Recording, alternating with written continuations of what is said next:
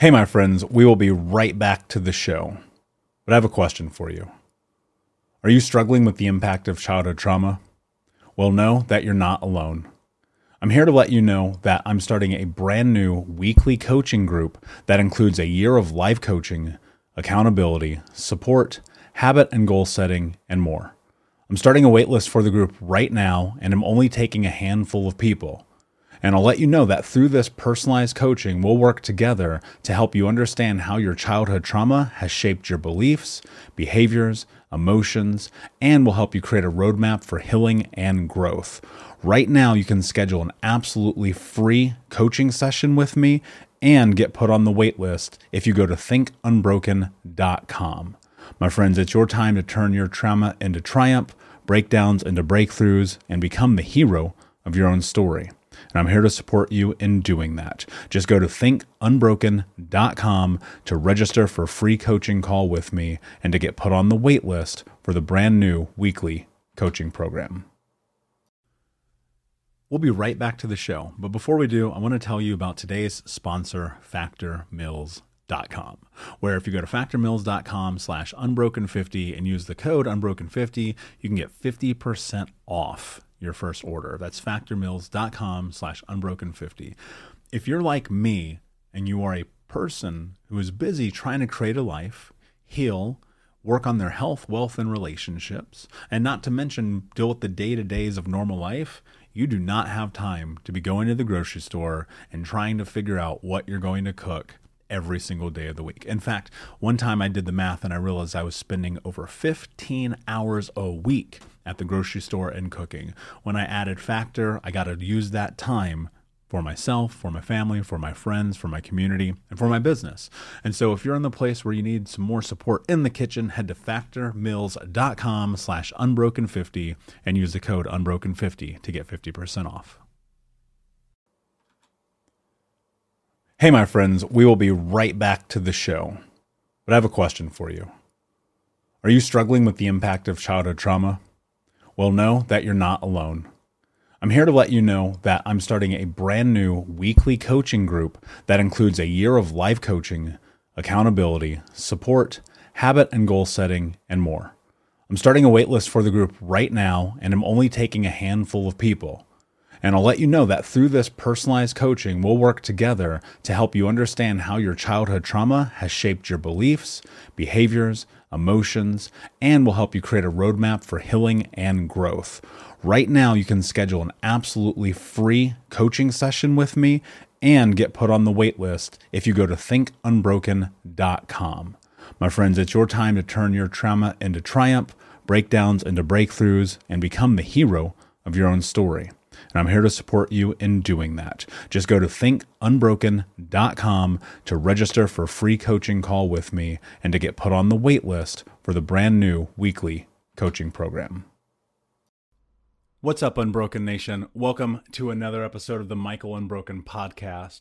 My goal and company is to give you the tools to help you understand your past, get out of the vortex, and become the hero of your own story. This podcast is sponsored by thinkunbroken.com, and you can check out my new book, Think Unbroken: Understanding and Overcoming Childhood Trauma. This podcast is not a substitute for mental health care, but instead think of it more as a companion where we're here to support each other and to grow. Each episode of the Michael Unbroken podcast is less than 10 minutes, though sometimes that does not happen.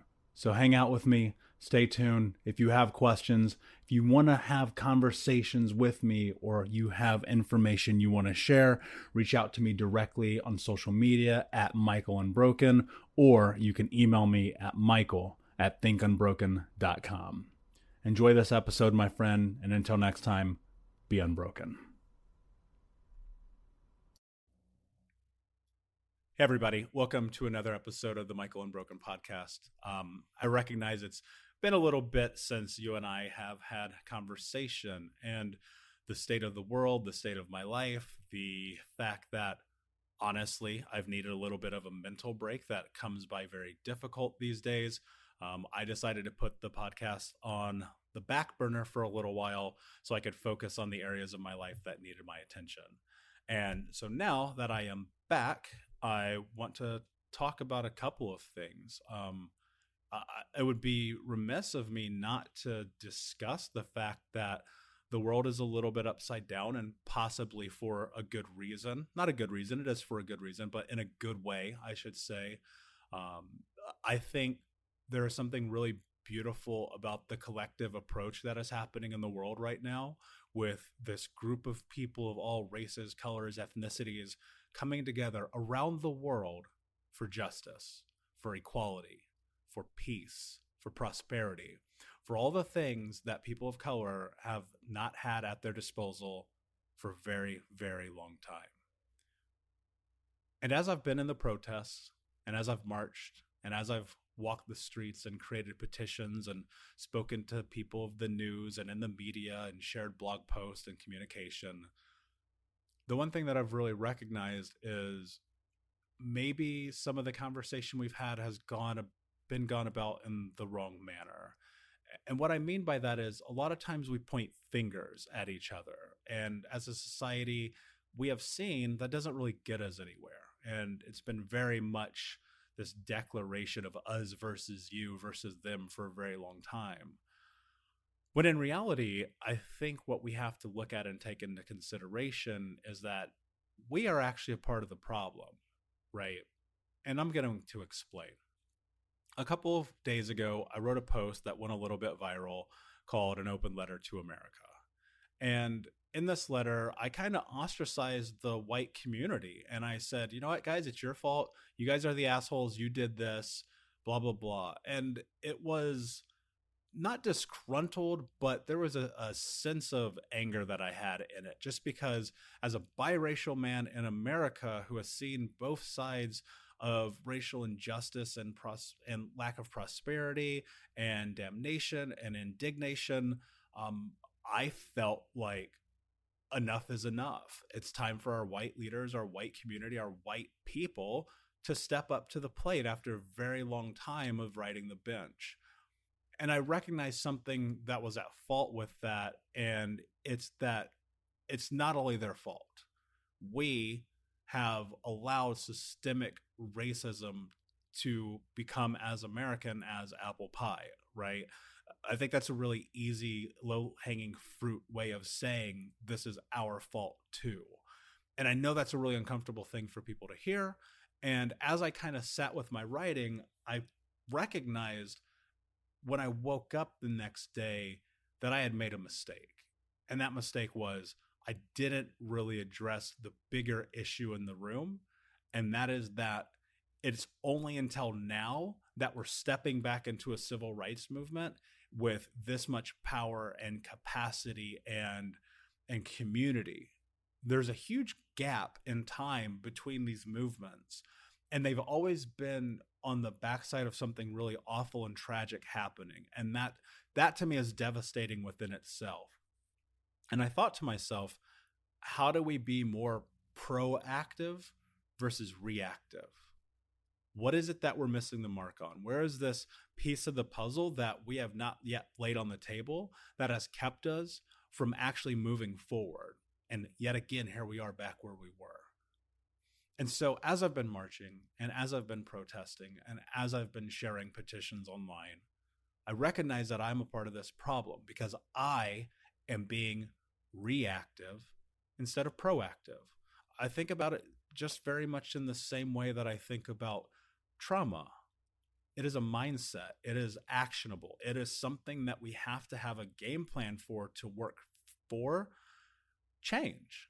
In order to create what life it is that we want to have, we have to put in the effort and we have to have momentum. And I recognize that we don't do that as a people. And I'm guilty of that too. So I'm going to share with you the letter that I wrote. It's a bit long here. So if you have some coffee, you want to sit down, take a listen, I'm going to share this with you.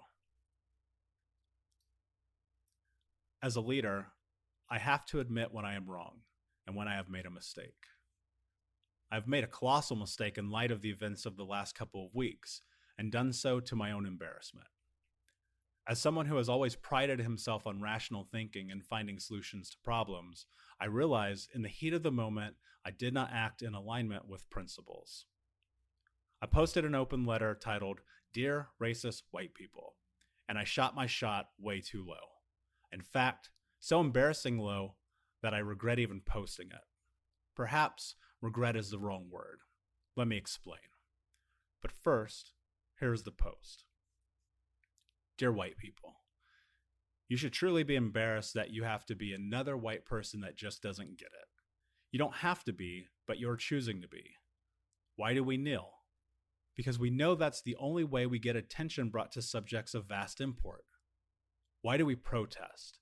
Because we tried to do it the cavalier way, and it got us nowhere. Why do we riot? Because our voices remain unheard. Why do we scream Black Lives Matter? Because we are being forced into modern indentured servitude, beaten, handcuffed, choked, shot, and murdered at an exponentially higher rate than anyone in the world in the country that our ancestors built through slavery. If white people were systematically hunted and imprisoned, set up for failure, enslaved for generations, and murdered left and right, you wouldn't be asking the question, don't white lives matter? Open your eyes. You either are a part of the problem or part of the solution. You chose to ask that question instead of facing the uncomfortable truth that a genocide is happening before your very eyes, and yet you stand idly by doing nothing because you are not directly impacted. You are nice and safe and cozy in your white world. Do white lives matter? Do Asian? Do Indian? Do Arab? Do Persian? Do Hispanic? Do Latin? Do Black? Don't you get it? This is the most ignorant question that white people can ask, but I'll take blame because it's my fault for not giving you the uncomfortable truth. It's my fault for not letting you have the perspective of generations of this mistreatment. It's my fault for not telling you that what you see in the media is sensationalized to desensitize you from reality. Everyone matters, but not everyone is being hunted. Not everyone is scared to walk down the street or drive their car or sleep in their own bed or play outside or buy groceries. What you're missing is that your son or daughter doesn't have to worry about being shot by the people who are supposed to protect them. You don't have to worry about the way you move freely about the world because someone might call the police on you for having a barbecue, going to the gym, playing with your friends, or bird watching. You don't have to worry about the portrayal of white people always being shown in a negative light. You don't have to worry about your neighbors raising flags covered in swastikas and Confederate symbols. You don't have to worry about people storming down the streets with pitchforks and torches, screaming, "White is right." You see, dear white people, all you have to do is show up and be embraced by a safe, warm, and welcoming world at your fingertips.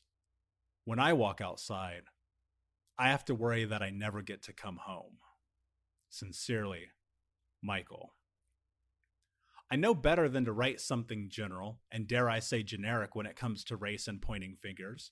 I've seen racism in all walks of life, and that is the byproduct of growing up on both sides of the fence. I grew up the biracial son of a drug addict and alcoholic white mother and black father. Before my grandmother adopted me, we lived in unimaginable circumstances, from HUD housing to shelters to strangers' homes. I learned from those experiences that racism exists in all forms. My first experiences with racism came as a young child. I remember being in kindergarten, and the black boys wouldn't let me play with them. Neither did the white boys. I never understood why. As an adult, and after many conversations with other biracial friends, I found that we shared many of the same experiences. Perhaps it's the herd mentality or differentiation that scares people. After my experience in school, I dealt with racism in my own home. My grandmother, a white woman, was one of the most racist people I've ever known. Long story short, I frequently heard her mutter nigger, Jap, spick, and any other variety of racial epitaph. Growing up in a home like that was hard and led me to have an identity crisis in my teens. Those same experiences came back again in high school. I found myself having to defend my whiteness to black kids and defend my blackness to white kids. Feeling the outcast become a vicious cycle that seemed to follow me for decades. I've seen racism in all shapes and sizes around the world and back again. I've experienced it personally from New York to Indy to Chicago and Portland. It's everywhere. And it is something that exists in all planes of the color line. We like to think that this is a black and white issue in America, but it's not. From the grocery store clerks that racially profile their customers, to the woman who changes the side of the street she is walking on when approached by a man of color, to the job recruiter that segregates applicants by their name, to the people who can't walk into specific neighborhoods because of the color of their skin.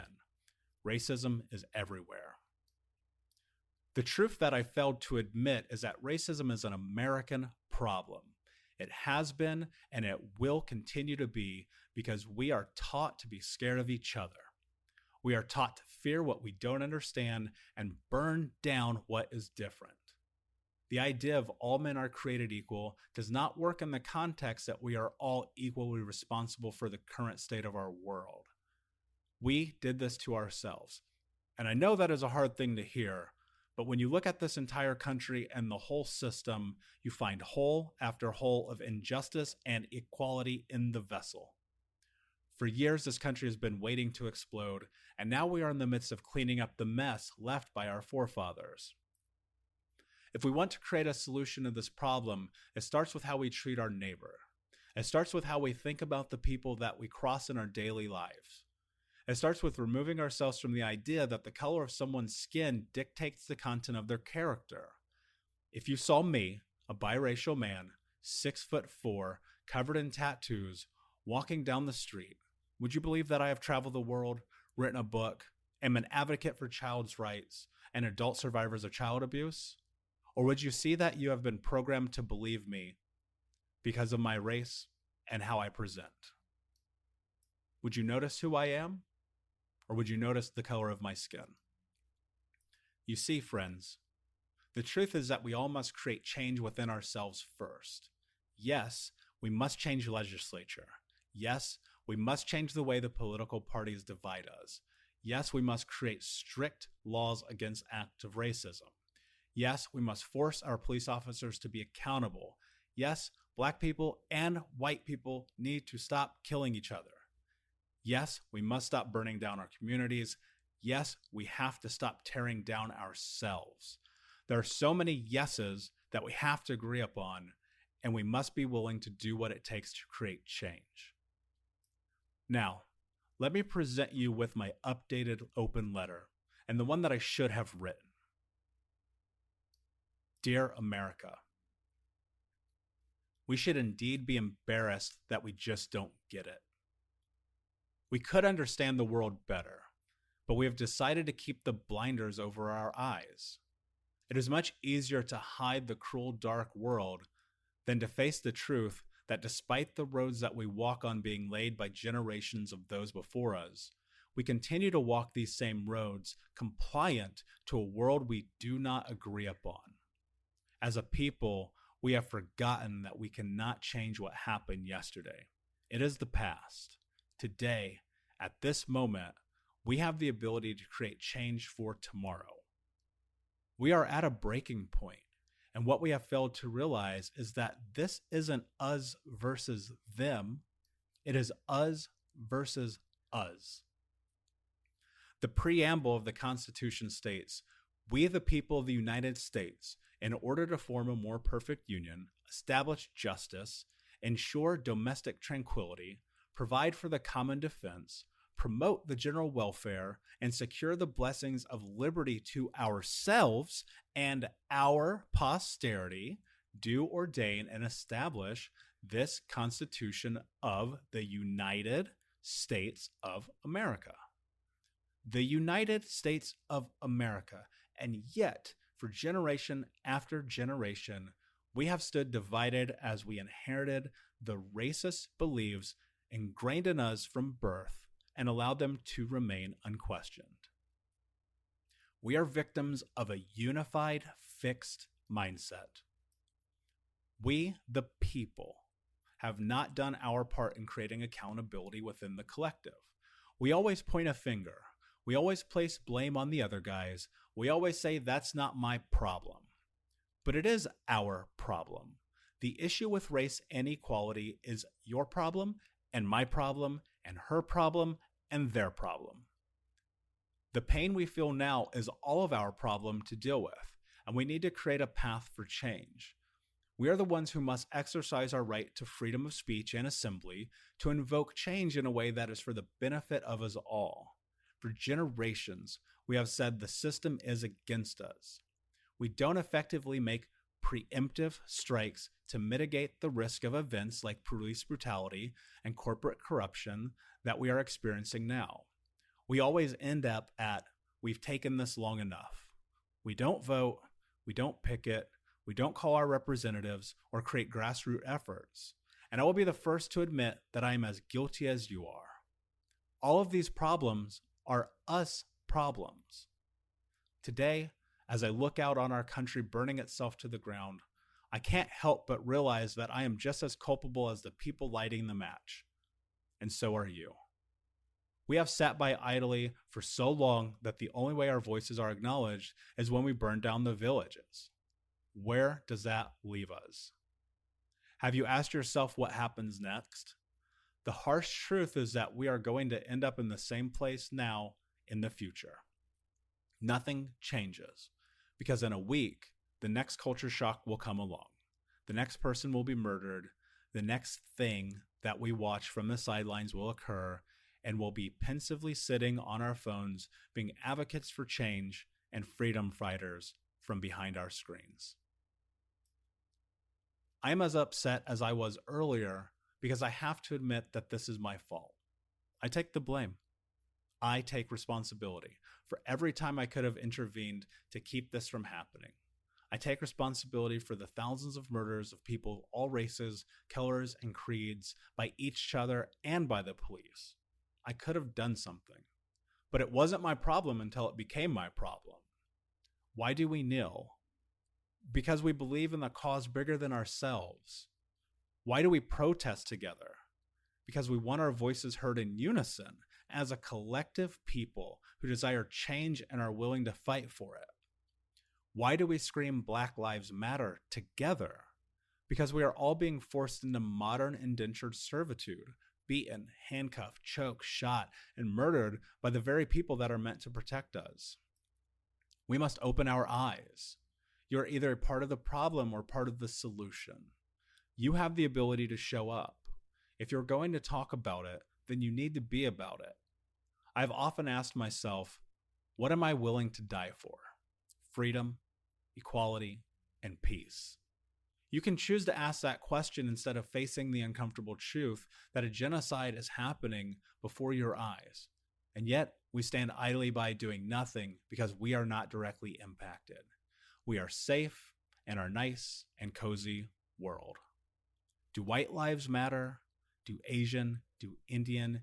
Do Arab? Do Persian? Do Hispanic? Do Latin? Do Black? Don't we get it? When we start coming together, we become stronger. Last night, as I sat looking at my brothers' and sisters' eyes as we marched the streets of Portland, I felt a sense of calm and peace. I wasn't scared of being tear gassed or shot. I've had the police put guns in my face before.